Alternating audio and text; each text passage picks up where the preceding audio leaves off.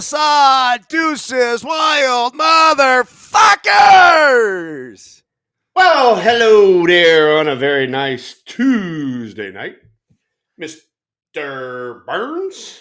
Thrill, you're fresh off of a hunting trip, the dog's maiden voyage. How'd it go, man? Yeah, man, Doc nailed it. He freaking crushed it. We didn't have that great of a hunt, but it was enough to get him a lot of work. And yeah, he got along with the other dogs in camp and just was a rock star. So it was cool as hell. So, Doc is the name of the dog. Doc is the name of the dog. Yeah, he's 18 months and still getting used to everything. Trying to figure out house life and all that. But then when he was at the camp and all that, he figured out being outside and hanging out with the dogs and all that. He had a good time. So, what does your shirt say? It says, "I never argue because I'm always right." Ha! There you go. I love it, man. Hey, I gotta wear some new stuff.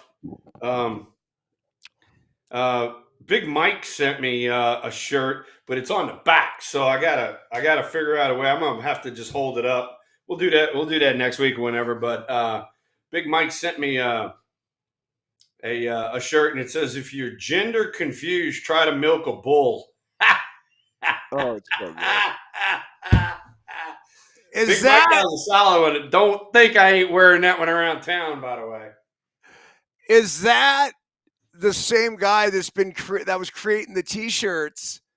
No, it's Big Mike that's in the freaking chat room right here. Well, I know Big Mike, but what was the T-shirt? You have one on last week or something? Yeah, no, that dude was from the Fresno Grizzlies, and Oh yeah, he reached out, man. He sent me a link with So now, all sorts of teas that we can come on with. Yeah, typical. He's going to reach out, and then he's going to say, hey, I need a picture of you and EB wearing the shirts and all that. And I'm like, dude, I wore it on the freaking No Filter Network. Go freaking look at the podcast, and then you do whatever you need to do. I ain't going to take a picture with the goddamn shirt and send it to you. I mean, we could just selfie it when we're on here. Yeah, whatever. It's all good. I got the I know where the self-promotion goes, Believe me. Well, that's why I'm here for you, man. I'll help you take care of all this shit. You're the best, dude. You're the best. So I got the Catholics vs. Convicts T-shirt. I'm liking it. Yeah, I was going to say, I'm pretty solid with that one. This is old school, right? This is old school. Miami. And people our generation obviously understand it. And there was even an ESPN 30 for 30 documentary made called Catholics vs. Convicts, and it was all about Notre Dame and Miami and that tumultuous. Oh, that's right. That's right. I forgot about that one. You're early 90s. And so, dude, I'm wearing this at pickleball the other day. And finally, a guy comes up to me, and I'm not going to call him gender confused or anything, but he's like, "Hey, man, what's up with that shirt?" I didn't even think about what are you talking about, bro? Oh, Catholics versus Convicts, Notre Dame versus Miami. And he goes, huh? I don't know. I mean, it's an awfully big statement, isn't it? I go, look, dude. I said, not really. I said, it's a legendary fucking battle between Notre Dame and Miami when they were both running college football, and it was a shirt that was made that was a joke. I said, but on that note, you could look at it however you want, but fuck off, man. I mean, it was pretty cool. So now, I actually, every time I go play pickleball, I try to wear it. Oh, nice. Nice. That's fun. That's fun shit right there. That's cool. All right, well, hey, let's get into Bet Online, the number one online gambling destination for all the latest news, scores, odds, predictions. Go to Bet Online. They have 150 slot games, poker, whatever you degenerates want, it's all there for you. NBA season is firing, is fantastic. NFL playoffs are getting ready to start.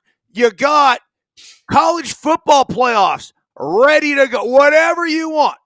Bet responsibly, but make sure you bet at Bet Online. Type in the promo code BELIEVE, capital BLEAV, for 50% off your first deposit. Bet Online, the premier numero uno gambling destination and title sponsor of Deuces Wild. We salute you. Da, da, da, da. All right, Thrill. Very nicely done, Burnesy. You're really getting the hang of this shit. No, we made a reel out of the I think it won last week or the week before, where that was the pro move. That was where you all of a sudden we were talking about whatever the fuck it was, and you're like, speaking of gambling. Speaking of gambling, we rolled right into it. I gave you the lead into the Bet Online. You did, and I'm going to give you a breaking news. Let's get some music. Oh, that's crickets. No, I don't want that one either. Let's try this one. Hold on. Oh, here we go. Boop, boop, boop, boop, boop, boop. There we go. This is the breaking news. Breaking news segment from Deuces Wild. Ladies and gentlemen, breaking news. Cody Bellinger of the Chicago Cubs has been traded to the New York Yankees for pitcher Cody Petit. A huge deal for the Yanks, who have now, since Juan Soto told them to fuck off, they've gone out there, they've signed Max Fried, they have traded for Devin Williams, the all-star closer from the Milwaukee Brewers, and now have traded for former National League Most Valuable Player Cody Bellinger. And guess what, Thrill? They still have about $500 fucking million to play with that they would have committed to Soto. So good job by Brian Cashman, Yankees front office, for moving onward and upward after Soto stuck it to him. Yeah, and I mean, he can do a little bit of everything. He can play in the outfield, play at first base. So he kind of gives them, I guess you want to say, multiple avenues to play out on the field, and give Rizzo a day off here and there, that kind of thing. So it was a good move. Looks like the Cubs are trying to unload some cash and get a prospect in return. So there you go. Well, the Cubs traded for Kyle Tucker, the all-star outfielder for the Houston Astros. Tucker's a fucking bona fide superstar. I don't even think he realizes how good he is, or the world realizes how good Tucker is. So that made Bellinger expendable. He's set to make $52.5 million. It includes a $25 million option for 2026, but that option, Thrill, can't be bought out. And that's why I think you saw the $5 million go over to Bellinger, go over with Bellinger to the Yankees. The Yankees. A little bit of a security policy. Bellinger's had a up and down career, so if he shits the bed and when they want to get rid of him, and he's not a great fit in New York, they have that $5 million that they could go ahead and buy out the second year of his contract here. But overall, I mean, fuck, I know he's obviously not Juan Soto, but this is a player that has the potential to put up an MVP year at any point. Just huge, huge, huge upside, even as I imagine he approaches 30 years of age or whatever he is now at this point.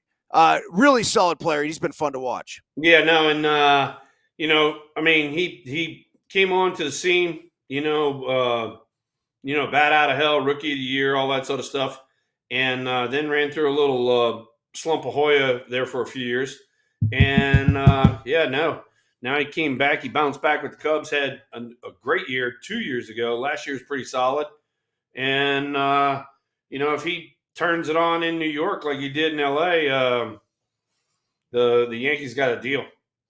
So Bellinger becomes the fourth father-son duo to play for the Yankees, joining Mark Leiter and Mark Leiter Jr., Ron and Ike Davis, and then I didn't know this one, Yogi and Dale Berra. So pretty cool for the Bellinger family. Obviously, Clay, a former New York Yankee. Yeah, no, that's a good deal right there. So it's pretty solid. So, all right, a thrill.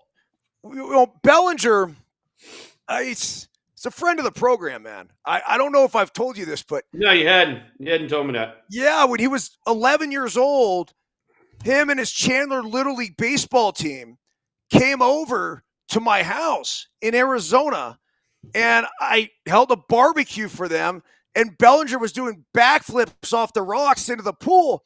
And then he comes up to me as I'm flipping burgers and dogs, and he's like, Burnesy, you look a lot bigger on TV. He was sizing me up, Thrill, and that's when I said, I turned to Connor Jackson, I said, this kid's going to make it. He has the it factor about him that when he goes to meet a current big leaguer, right, he's not looking at them like, oh, wow, gaga eyes, whatever. He's looking at them like, dude, I'm going to be bigger, faster, stronger, and better than you, motherfucker. Yeah, no, I get it. I love that mentality. I love it. That's the kind of guy you want. You want that mentality. So you want the guy that's not going to give up, not going to quit, going to try to get better all the time. All right, Thrill. So speaking of getting better, the Giants introduced Willy Adames to the organization. One of the things that Adames was talking about was the impact that Buster Posey had on him signing there. I can't underestimate at all what he means to the Giants. And you think about him as a player and what he did and the championships and everything else, but him becoming a part of the ownership group, and he could have sat on the outside and, watched his whatever million he put in, 3X, 4X, 5X, 10X, and been totally happy, gone into board meetings, made a couple suggestions here or there, but this is a guy that went into the trenches. And so far, the fact that he signed Matt Chapman to that deal, and that was even before he had the official title, right, and then now being able to lure Willy Adames there, I think is fucking huge, man. And hopefully you have Byrnes now, Burnes, my brother from another mother, Corbin Burnes, is said to have brought the teams now down to potentially 2. I read an article on this, so don't quote me, quote the article, but they're saying the Blue Jays and the Giants have the lead right now on Corbin Burnes, former Cy Young Award winner. I'm looking at it right now as you spoke, and that's what it says. It says 4 hours ago on CBS Sports, Giants, Blue Jays remain favored on Burnes. So, he is probably I guess you want to say the number one pitcher that's out there right now. And, he'd fit well into our rotation. I know that. It's going to be whether he, wants to move out to the West Coast or he wants to go play in Canada, one or the other. So the Canadian taxing's a big deal. The last I checked on it, right? I mean, they're socialistic up there, and they like to take everyone's money away. They got clean streets. I want to give them credit for that. Shitty healthcare, but shitty healthcare. Oh yeah. I mean, look, we should. I don't want to speak on this because this is Giuseppe Pepe Manueli's territory. But he'll tell you all about Canada, the pros, the cons, the good, the bad, the ugly. But the one thing, and the reason why it's so hard for the fucking Blue Jays to sign anybody is that they have to grossly overpay. It kind of sucks for them. I don't know why, if you're Corbin Burnes, like the Blue Jays would have to be $100 million over. I'm serious. They would have to be $100 million over for me to sign there as opposed to San Francisco. Corbin Burnes is a Southern California kid, went to school in the Bay Area. So this is a guy that is very familiar. This is a perfect target for the Giants at this point. You know what? I think you're exactly right. I did not know, he had the roots in the Bay Area, but I mean, he's 30 years old. He had a 2.92 ERA. He had 32 starts and threw almost 200 innings. So, the guy ran out there and he had a 15-9 record. He definitely was a stud. So, is the fact that he's reliable. So, you put all of that together, and he makes for an attractive package, for the Giants. Yeah, he certainly does. And I gotta believe I don't know if he's a lead agent or whatever, but a good buddy of mine works, I know, with Corbin Burnes' agency, a guy by the name of Mark O'Brien. Mark was the head coach at Santa Clara a while back, and then he started working for CAA. But like, if you're Obi and company, I mean, yeah, the guy he went to St. Mary's, and that's what I Okay. figured. Oh shoot, he went across the bay. He's over there by where you. Nah, I mean, he's on the other side of the bay, but yeah, I mean That's what I mean. He's on the other side of the bay, over Lafayette and Orinda and all of that over that way. Yeah. Yeah, I mean, career, he had a 3.4 WAR last year. Pitcher's WAR is interesting. 194 innings pitched. I mean, nobody, 1.096 ERA. That's all I need to see. I look at those numbers, and he's 29 years old. I mean, fuck, man. Yeah, you could. Here's the deal with pitchers, and I'm serious about this. I wouldn't be too afraid to give a pitcher a long-term deal. And I'm going to tell you why, like a starting pitcher like this. Because if he's built for it, and you got to kind of figure, if you have, I don't know, let's call it, you sign a pitcher like a 7-year deal, there's a good chance you're going to miss one of those years. Does that make sense? That kind of does make sense because, I mean, it takes a toll on their arm. If you let's just say you sign him to a 6-year deal. He's 30 now. He'd be 36 then, and maybe some of that nagging stuff creeps in there. But he isn't too far removed from a Cy Young. He won a Cy Young in 2021, so the guy's a stud, and he's proven it. Yeah. So there was an article, and I'm trying to find it. It was all about arm injuries, and just basically talking about this obviously increase of arm injuries. Guys are throwing harder. They're trying to throw nastier pitches.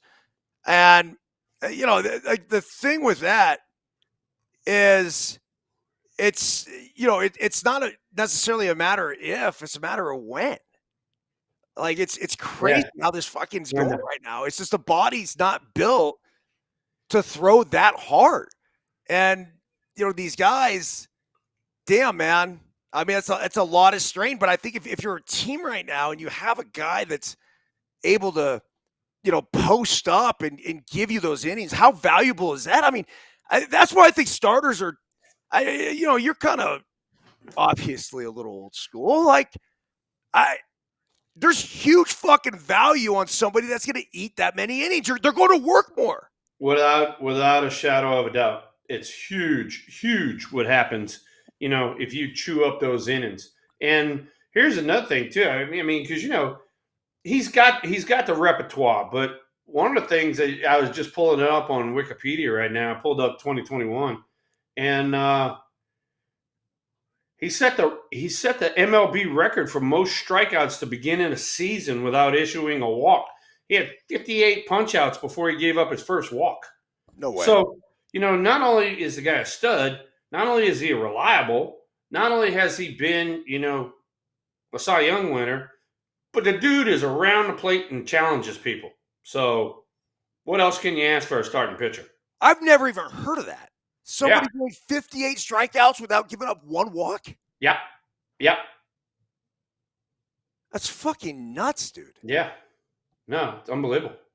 Well, I think that, look, the Giants are at the point, Thrill, where they're not going to attract the big superstar. They're just not going to do it. Like, right? The Juan Sotos of the world have no interest in going and playing in San Francisco. So the question becomes, you either got to develop them and hope that you get that production and maybe sign them to a long-term deal, when they're there within the first 6 years of their MLB career, or you just go get a bunch of dudes. You go get a bunch of guys that are workhorses that show up, post up. Like that's why I like the Chapman sign so much. There's nothing flashy about Chapman. Say what you want, right? Like he's an incredible defender, really really good defensively. Offensively, it's he has his moments and he has his other moments. But if you have steady, a guy in there that's steady like that, that's big. And Adames, kind of same sort of thing. He hit 30 last year in Milwaukee. What does that translate to? AT&T, Pac Bell, Oracle, whatever the fuck they're calling it these days. I mean, the fact that I doubt he'll hit 30 again. I mean, you really. What do you think? What do you make of that? The last player to hit 30 home runs in a San Francisco Giants uniform was Barry fucking Bonds. No shit. Ain't that the truth? And I keep telling you, I mean, everybody says this isn't a hitter's ballpark. It's bullshit. Ball flies here, man. I mean, ball goes out of left center, ball goes, into the bay, so it has to do with the people that are hitting. Get the job done. So okay. So then it's the hitters. It's not the ballpark. Fuck no, it ain't the ballpark. I can tell you right now, that was what you and I have had this talk before. Everybody in the chat room knows because they've heard it before. But I'd have loved hitting in San Fran because the ball goes to left center. I mean, there were nights in Candlestick you couldn't hit a fucking cannon out of left center. All right, but the ball flies to left center in this ballpark. Dude, didn't you get in the cage? And I don't know if it was a contest or I just remember seeing some footage when the park opened of you dropping a fucking bomb into the bay.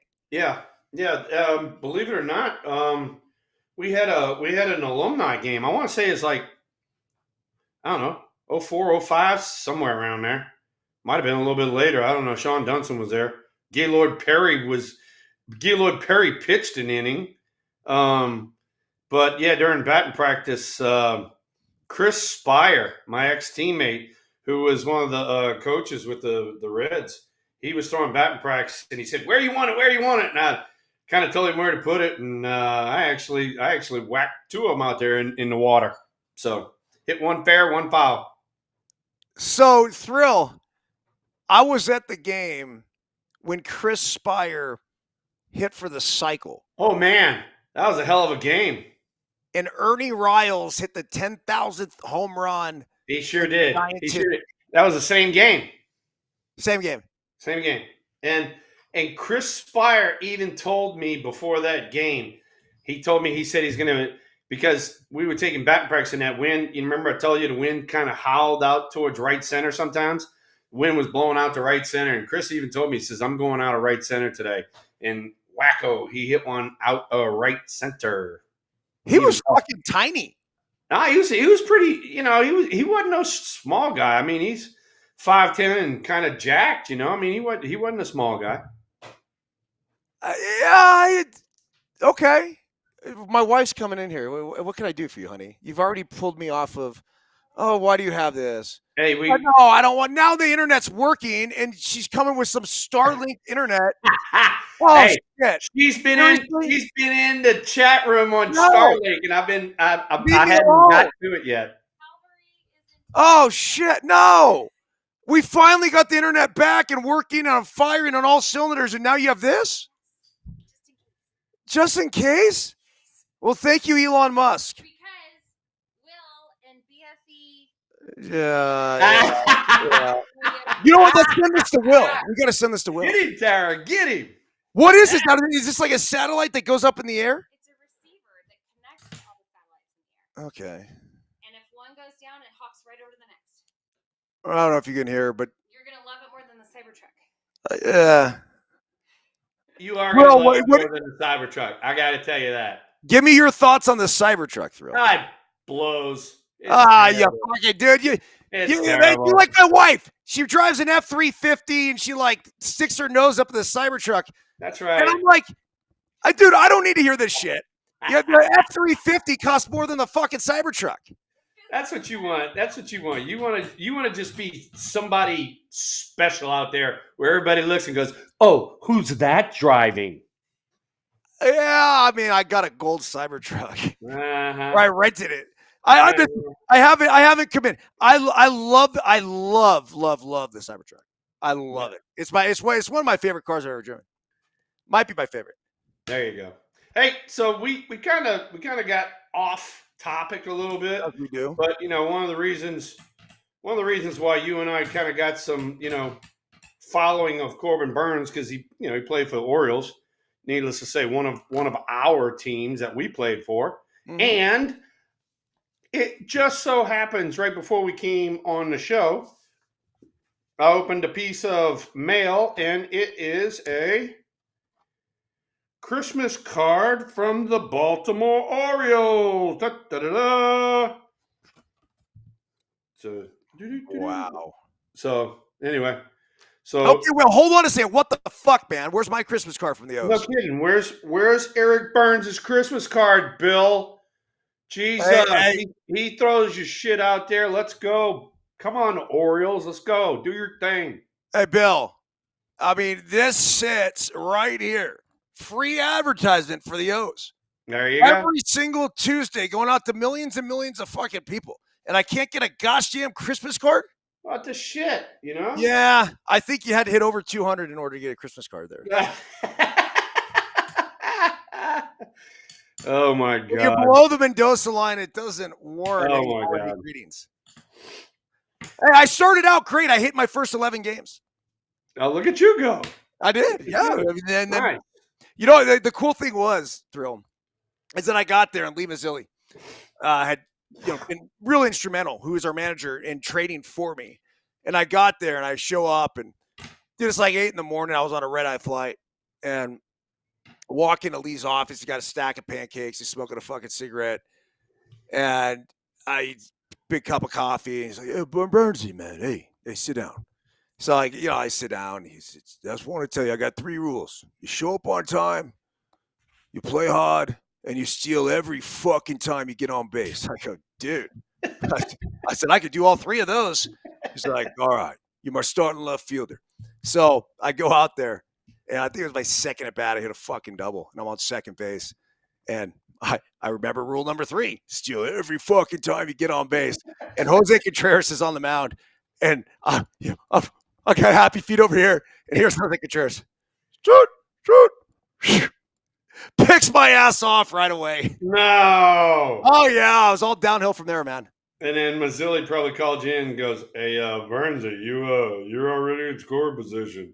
No, then You Mazzilli stay over there." Mazzilli didn't call me in anymore because a couple days later he got fired. Hey, so in the chat room, Heather chimed in and she's the Orioles' #1 fan. Heather, you might be the #1 fan, but I got the Christmas card. I love it, dude. I love playing at Baltimore, man. I just wish we were better. Our team, it was just disarray because Miguel Tejada was there and Sosa was there and Rafael Palmeiro fucking got popped for steroids and then tried to say that Tejada gave him the fucking B12 shot. Like it was such a mess, man. Hey, you know what? I mean, we actually had a good team there too. We had Cal Ripken, BJ Surhoff, myself, Jeff Conine, Mike Bordick, Mike Messina, Scott Kamenicki. I mean, Brady Anderson, Charles Johnson, Albert Bell. We had a pretty damn good team, but when we walked out on the field, we didn't play like a good team. We played like a shitty-ass team. So, one of them things. What was Albert Bell like? Oh, my God. Oh. He was weird, first off. Second off, I knew him from, playing against him in college. I was a junior at State when he was a freshman at LSU. And the fans at Mississippi State were giving him a ration of shit. He wanted to go up in the stands and beat everybody's ass. But love it. Yeah, something new. But I mean, he would do stuff like this. All right, he would take a dozen bats, right, and he'd go into the cage. It was him and his brother. They'd go into the cage, and the brother would throw him batting practice, and he'd hit, right, and then he'd come out with all of the bats in sanitary socks, and they all had like codes written on the outside, and And so, I mean, I had some codes written on my bats, compared to, if it was like grade A wood or balsa wood or, bats that I thought were freaking dynamite, that kind of thing, I'd write a little something on it. But Albert was actually in the locker next to me.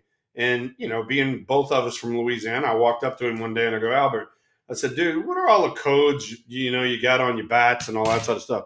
He goes, fuck you. I don't tell anybody anything. I go, all right, never mind. But I can also tell you, he hit some fucking balls that were 450 feet that sound like you hit them with a wet newspaper. It was the worst sound I've ever heard. You know how it is. I mean, when you catch one clean with a wood bat, I mean, there's not mistaking it. I mean, it's like, oh, whack, and you go, whoa, that was a good one there, And Albert was hitting some shit like way back yonder, and it sounded like he was hitting a mush ball. And needless to say, I have a feeling that they were loaded. The bats were loaded. Fuck yeah, they were loaded, man. He got caught. Oh, yeah, he got caught. Jason Grimsley was the one that climbed through the damn air conditioning duct to go get the bat. That's a crazy story, dude. So Grimsley was with the Indians, right? At the time when this happened? Yeah.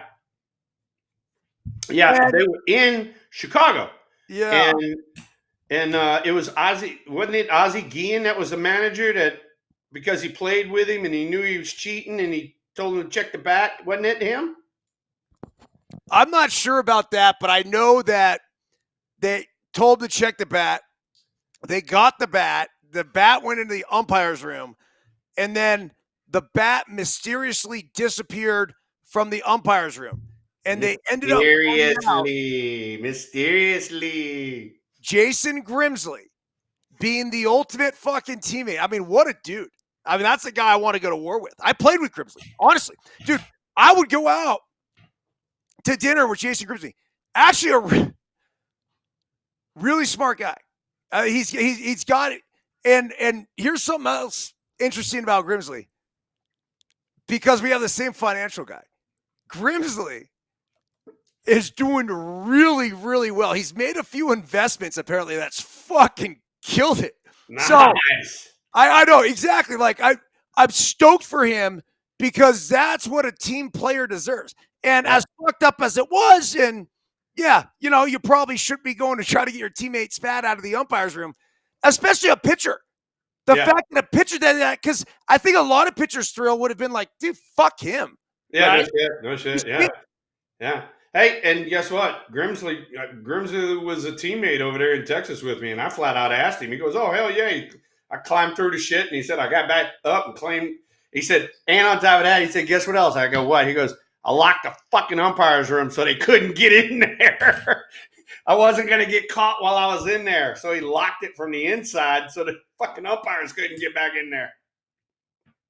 Dude, that's nuts, man. Yeah. So have you had any experiences with like a loaded bat? All right.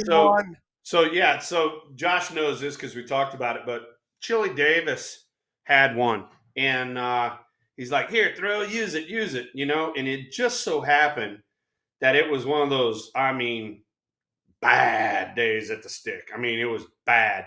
And I remember taking my first 3 or 4 swings with it. And I mean, catching the ball absolutely dead center clean, but yet my hands were ringing. It's like, God damn it. That kind of fucking jarred me a little bit. And I was like, Chili, man, I said, that shit's ringing my hands. He goes, you got to hold on to it harder. I go, well, yeah, you think? The next time I'm holding on to it even more. I'm strangling the hell out of it. And it did the same thing. And I was like, piss on this. I went back to my bats, and my bats never, ever rang my hands. Yeah, it's a different feel. Yeah. It really is. And on top of that, because you guys, we've talked about this before, but my bats, all right, are not cupped. All right. And so the guys who cheat and the guys who, want to put cork in them and all that, they use the cup bat and then they drill a hole in it. Yeah. And then what they do is they fill everything in there, and then they gotta find a way to seal it up.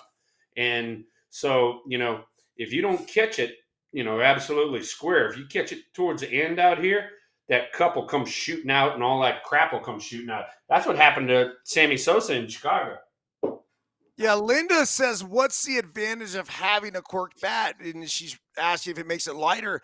I mean, I guess that's my understanding is that you have the mass that all of a sudden makes it lighter. Well, and then there's two things, Linda, on that. First off, you're taking weight out of the barrel of the bat. And so the theory back then was that you get more whip. It's more whippy coming through there.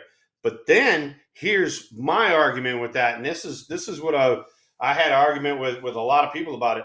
You're taking the centerpiece of that piece of wood out.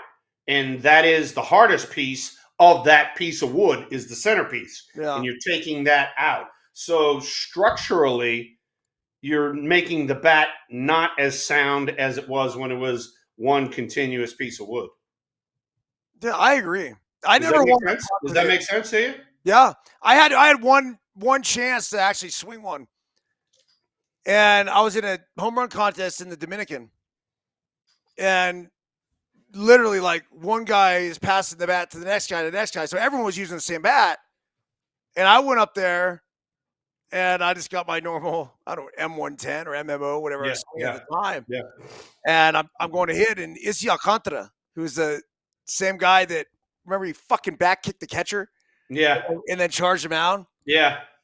One of the best teammates of all time. Like, he was a captain of the Lycée, just awesome dude. And so Izzy is like, Burnesy, here, use this. I go, no, Izzy, I'm good. He's like, no, use it. I'm like, I'm good, bro, I'm fine. So I get in there, and I don't think it has anything to do with the bat. I'm just swinging my own bat, and I end up like not having a great round. But my last swing, and I think I forget what it was. Like, you had 10 outs, and I had like 9 outs. And my last swing, I hit a fucking ball off of the light standard in left field, and it looked like a scene from The Natural. Oh, God, here we go. Lights blowing out. It was Tara, get him some freaking drinks, will you, please? Oh, I have one right here, Thrill. Oh, speaking of which, because Josh is on my ass, he's asked me 3 times tonight, you fucking little piece of shit. I'm drinking Gatorade because I just got back from Arkansas. We talked about, the dog and all that. And then the guy that I was hunting with, his name's Chad Belding. He's actually from Reno. And Chad's sponsored by Jack Daniels. And in 5 days, I want to say we drank 15 bottles of Jack Daniels. So I am giving my liver a break tonight. As you should, man. Yeah. Hey, come on. Look, every now and then. Hey, look! I went to the whip 5 days in a row. Now I gotta get off the horse and lead him to water right now. What? This was not at the ranch, so this was somewhere else. Yeah, no, it was in Arkansas, southern Arkansas. So Thrill, you want to rip open a pack of cards and yeah, you got about 10 minutes left. Hey, tonight, by the way, Smell-O-Vision, just in case you're wondering. I got sausages and a tri-tip rolling again. We got a brisket I was going to cook, but then I started looking into it. Dude, the brisket is going to take like 6 to 9 hours. Ooh. Tara, you guys went back to the tri-tip. I've been leaning that way. Whoa. After y'all sent me those were dynamite. Freaking dynamite. Yeah, that's right. We sent you the Cardiff crack. Yep. And then first thing I did was, I got it and I was like, oh yeah. And I go, oh shit, now what first thing I did was I called Big Mike. Big Mike gave me the recipe and nailed it first freaking time. So thank you guys one and all for the tri-tips. And since that time I have ordered more. So it's been fun because it's like I told you before, it's a cut of meat we don't get here. I mean, they don't even sell it in the stores here. Nobody knows what you're talking about. You go in there to a butcher shop and you're like, hey, I need a tri-tip. And they go, what? I go, it's where 3 muscle groups come together. I don't know what you're talking about. That is fucking nuts, man. It's insane. Why is it? It's legit like a West Coast thing. It is a West Coast thing. You're right, because you can't even get it in Texas. Because Huh? Texas is brisket and ribs. That's it, brisket and ribs. Yeah, dude. The tri-tip sandwich thing. When I really got into it was I was a kid. I would go to the San Jose Giants games, and they would have tri-tip sandwiches. And then I remember when I played for Visalia, they served tri-tip sandwiches right in the Central Valley. Yeah, they were fucking amazing. And so I've just kind of been on the tri-tip trip, so to speak, ever since. And when I got my own house in Half Moon Bay and I was playing for the A's, that was just my thing. I go to the store, I buy a fucking tri-tip, I marinate the shit out of it. I had some buddies over. We drink some tequila, pound some beers, whatever, get in a limo, head to the city. Awesome. I tell you what, I mean, you even mentioned it just there, but Josh and I would go hunting with one of my teammates, Mike Lacoste. And first thing he asked all the time, he said, "What you want to eat?" And I go, "Tri-tip every time, tri-tip." I said, because first off, I love it, and second off, I can't get the son of a gun. So anyway, that was before they did the catered meals in the clubhouse and all that. So we had freaking boxed lunches. So now these guys get all kinds of shit cooked for them. Whole new ballgame, bro. Oh man, yeah. It is the luxury living of the big leaguers. And dude, we always live pretty well, right? But it is taking on a whole new fucking. How about this? All right, I mean, and I hate to say it, we've had this talk before, but all right, look, Big Mike cooks for a baseball team. Josh has been barbecuing. Tommy Luke does his number. And then all of a sudden, I mean, I'm getting after it. You're getting after it. How the fuck do we need 5 freaking chefs to cook for one baseball team? How? Why? I mean, come on. They're trained chefs. I mean, good Lord, we don't need 5. They're short order cooks. I mean, everyone's got the request. Dude, they're freaking dynamite and they're my friends. But if you're running a business and you need to cut back a little bit, you don't need 5. You know what I'm saying? Well, the good news is I don't think the Giants have to cut back shit. Yeah, well. They're doing just fine. They are doing just fine because, if Josh is any indication, they keep upping the freaking prices every year, and they haven't put out a good product to up the prices with. So hopefully, Mr. Adamas, and hopefully maybe we can get Mr. Byrnes and get this thing turned around pretty quick. I agree. All right, here we go. 1987 Topps baseball cards. Here is the pack. Here is the stick of gum. I got no choice, Thrill. It's his tradition now. You ready? Oh, tradition. Let's hear the crunch. Oh, God.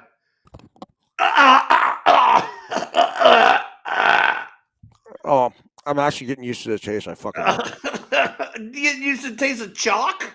Oh, yeah. Oh, it's terrible. Spit it out. Ugh. I can't.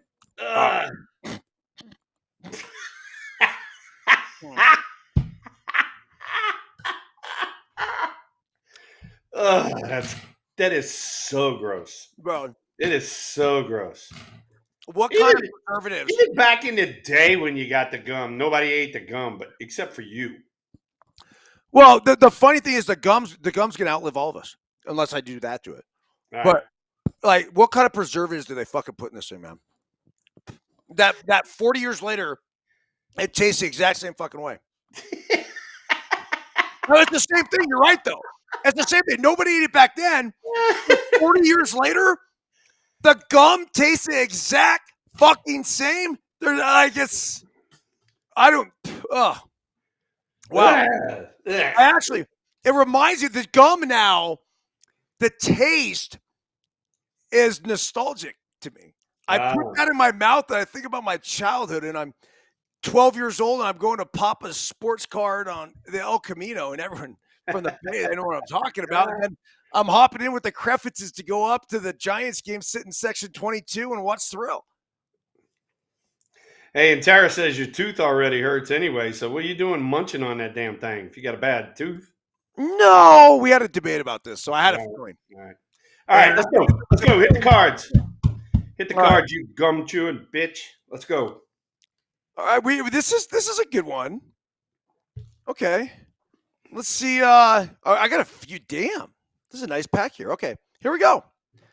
Number one, and speaking of the Baltimore Orioles, Shrill, we'll stay along the theme, even though they didn't send me a Baltimore fucking Orioles. Christmas card.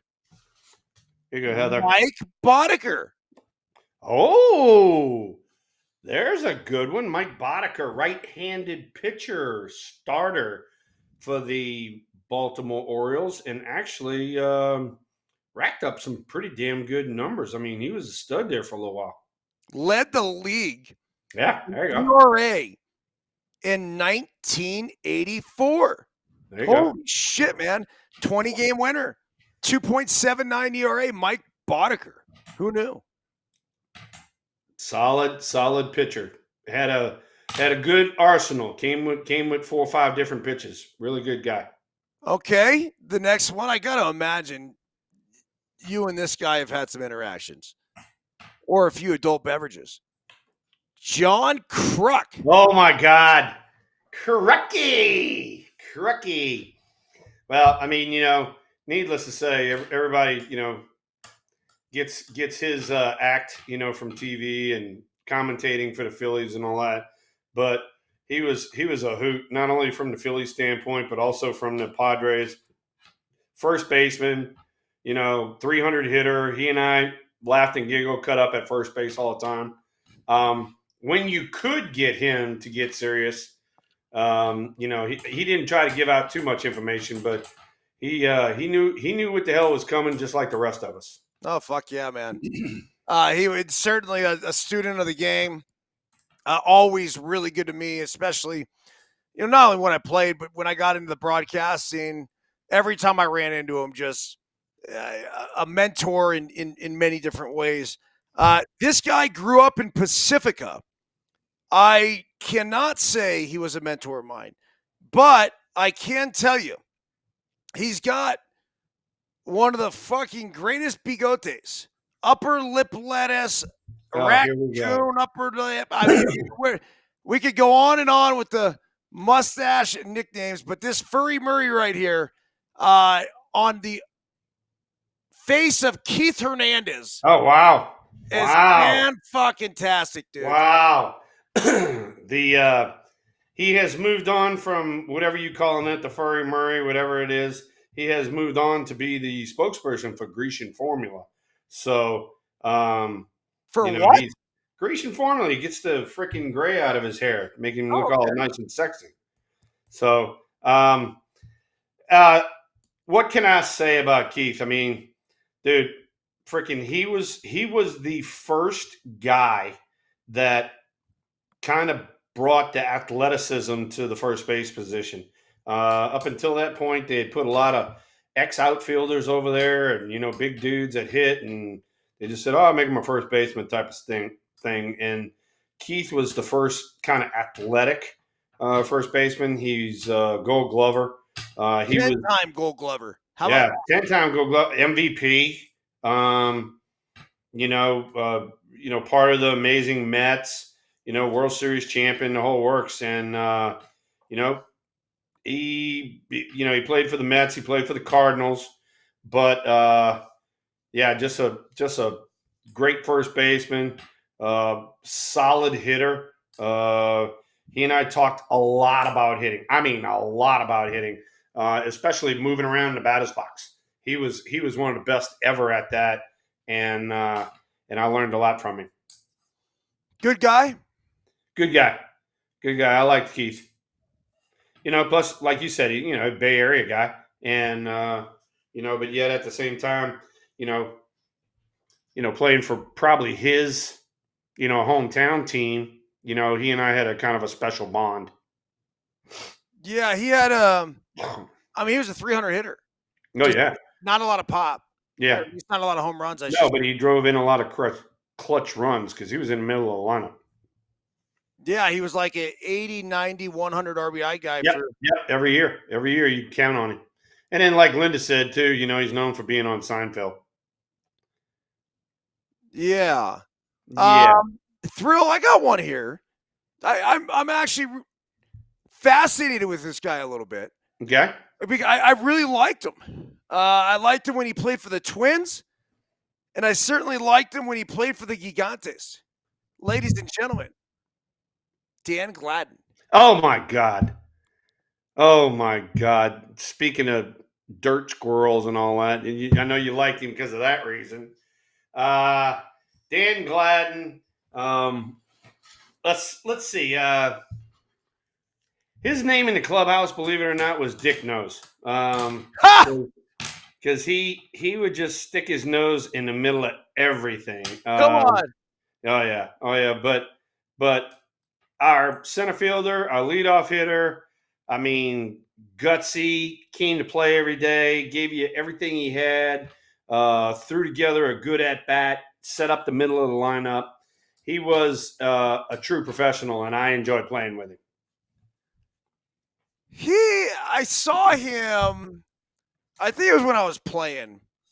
He was like a special assistant for the Giants, and he was down in San Jose. And the guy he just kind of seemed like a fucking gamer, no? Right? Like he posted up. Straight on. Okay, I got 3 more here, and then I got to go get the tri-tip and the sausages. Yeah. These are 3 really good ones. A former teammate of yours, a former manager of mine. When I was rehabbing with the Arizona Diamondbacks in Reno, ladies. Oh, wait a second. Wait. Brett Butler. Ladies and gentlemen, the peskiest leadoff hitter I've ever been around. Ricky Henderson, was a fabulous leadoff hitter. He had power. He had a great strike zone awareness and all that. But Brett Butler was just flat out pesky. I mean, he bunted a lot. He practiced bunting a lot, and he would take a ball on, like 2 inches from his body, and he'd inside out it and just shoot it foul, just so he'd get another pitch. And if I could tell you how many at bats I saw Brett Butler have 10 or 15 pitches, it was amazing. I mean, so by the time myself or Robbie Thompson, Kevin Mitchell, whoever it was, by the time we got to the on deck circle, I already knew what pitches that guy's got because Brett made him throw them all. And he was our center fielder. Not the greatest arm in the world, but he could run them down. And the other thing was he was a big-time God-fearing man of the cloth.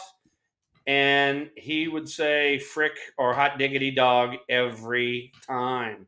And I'd go up I'd just egg him on. I'm like, Bugsy, don't you want to say fuck just one time? Fuck. Come on, Bugsy. Or hot diggity dog my ass. Come on. And I'd just egg him on. He would never do it. No, you're right. Yeah. I remember that when I played for him. Yeah. And another thing too, we called him Bugsy, right? And everybody's like, yeah, that's what we call him. Why'd you call him Bugsy? It was because he wore fedora hats because we had to travel coat and tie. So he wore fedora hats. He looked like Bugsy Malone. So we called him Bugsy. I had no fucking idea. I just called him Bugsy. That's it. Because he wore the fedora hats everywhere he went. Isn't that crazy how a nickname could stick through all these years and you don't even ask why? Exactly. Nobody and nobody even knows why. I mean, until you get one of his teammates and then they'll give out the info. Okay, 2 more here. You got it. Another teammate of yours.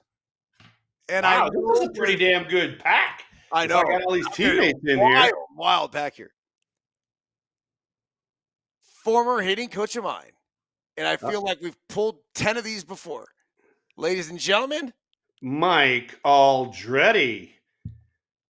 Aldo, otherwise known as Scaldo, because he hit so many line drives.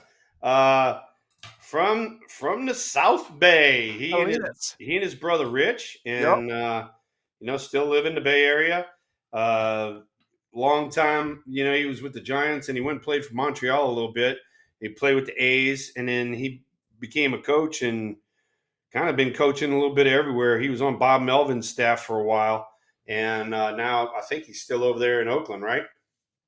He is. I saw him in the dugout in Yeah. Oakland, so he's going to be in Sacramento next year, so long as he's retained on the coaching staff. I imagine he will be. I mean, just a very knowledgeable baseball guy. My infamous story is I hit this shit fucking pop up to second base. The second baseman's running in. I was really struggling at the time.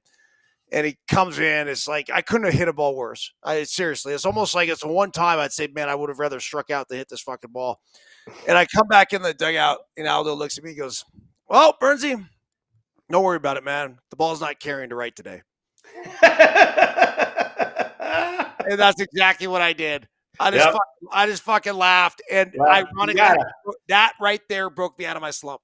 There you go. Probably right. Probably right. Cool? Hey, look, they make a lot of guys like this. And these are the guys that are, believe it or not, getting booted out of the game. It is a guy like Mike Aldretti that is very knowledgeable, a great coach, great evaluator, gets the most out of his players. And these are the kind of guys that are trying to run out the sport. So, I hope Mike coaches for a long time. Okay, Thrill. This is the last one here. I'm really curious because I got to be totally transparent with you. I have no fucking idea who this guy is. But he was a teammate of yours as well. Ladies and gentlemen, I present to you from the 1987 Topps pack, Mr. Frank Williams. Oh my God, the big chief. The big chief. So, I knew you'd know him, obviously. But so Frank Williams, Frank Williams was one of our relievers. He's of Indian descent, like the feather, not the dot. And he's the woo, and we used to make fun of him. We'd get him a freaking, because back in the day, Atlanta had, the Mr. Chopham guy, and we'd go buy him headdresses, make him wear the headdresses on the plane and shit. And Frank's awesome. He was a really good reliever. He wasn't straight over the tape. He's kind of 3/4, kind of halfway, kind of sidearm. And he gave some right-handers some tough times. But, early in my career, I played with Frank a lot. So, Big Chief, man. I'm not sure we could call him that anymore. They might make you guys change his nickname. How fucking is that? No. All right, bro. Well, I got the tri-tip down there. I got sausages down there. Dude, wish we had smell-o-vision. Tell Tara we needed the smell-o-vision tonight. Well, smell-o-vision is about to be taste-o-vision. There you go. Very, very short minute. There you go. Well, hey, look, we I thought we did really good for what limited stuff we had to talk about. Maybe we'll have some more signings before next week. Yeah, man. I mean, I'm looking at it, though. I think, dude, we're a week away. We're Christmas Eve next week, so. Oh, that ain't gonna make it. Sorry. That ain't gonna make it. Then the week after that, I think we got a chance potentially. Let's see what the date is. The week after that, I'm gonna be at the ranch, and so those idiots will probably want to do it out there and go running behind me with deer heads and shit like Tommy did last time. But as Tara said, I will have freaking service in BFE because I now have Fastnet internet for the guys there to do their shit.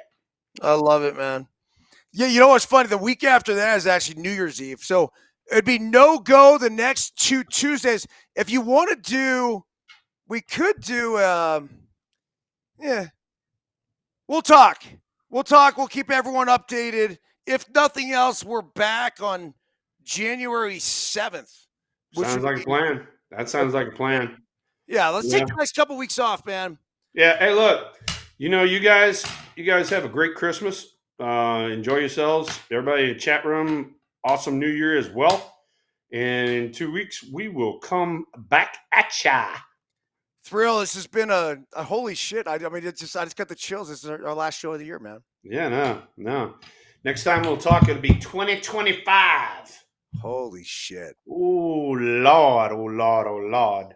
Hey, man, I just want to thank you, dude. It's been a fucking fantastic run. I mean, Yeah, no. Hey, season. well, I mean, shoot, we 2 peas in a pod, and we're having fun, laughing and giggling, cutting up, and you know, I'm taking a traditional route on things, and then you come at me from the freaking blind side sometimes. So, but it's fun. We got Paulie out there. He says, long-time listener, first time in the chat from Australia.